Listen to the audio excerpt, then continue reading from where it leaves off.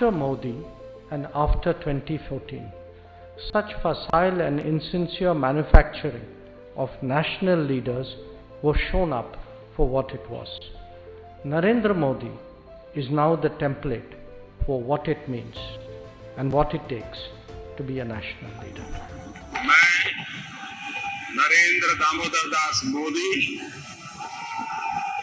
ईश्वर की शपथ लेता हूं कि मैं विधि द्वारा स्थापित भारत के संविधान के प्रति सच्ची श्रद्धा और निष्ठा रखूंगा।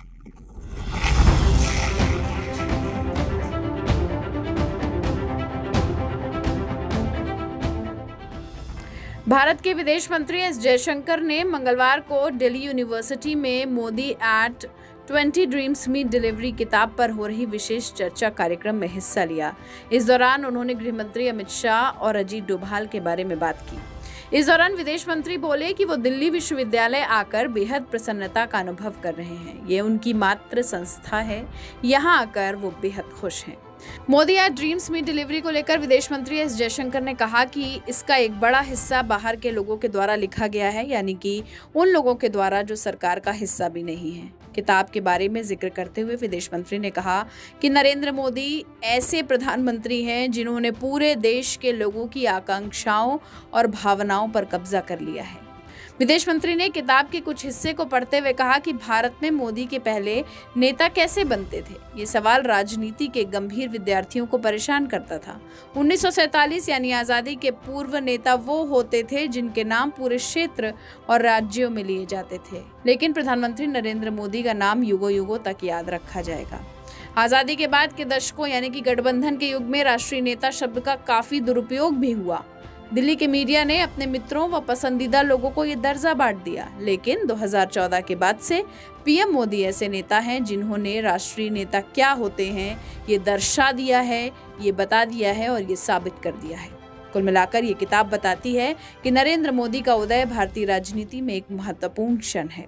वहीं देश पर उनके प्रभाव का परिणाम ऐसा है कि भारत के शासन प्रतिमान और राजनीतिक इतिहास को आसानी से दो अलग अलग युगों में बांटा जा सकता है, जैसे मोदी से पहले और मोदी के बाद।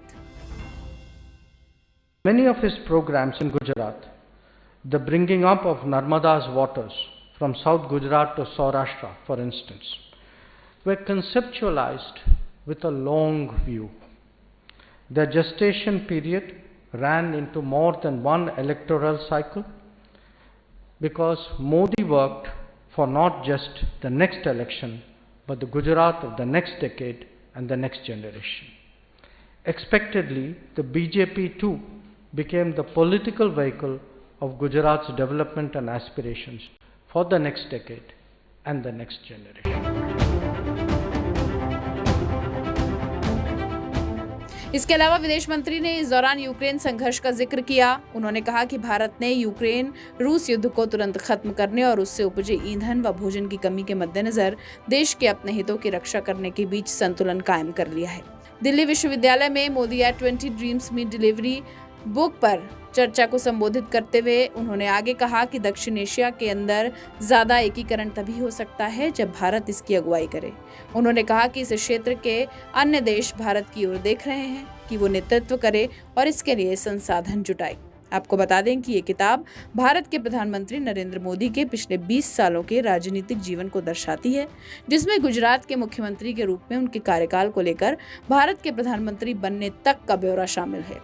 ये बुक कोई जीवनी या उपन्यास नहीं है, बल्कि देश के जाने माने इंटेलेक्चुअल्स और एक्सपर्ट्स द्वारा लिखे गए लेखों का एक संकलन है। हमारी इस रिपोर्ट पर आपकी क्या राय कमेंट सेक्शन में लिखकर जरूर बताएं।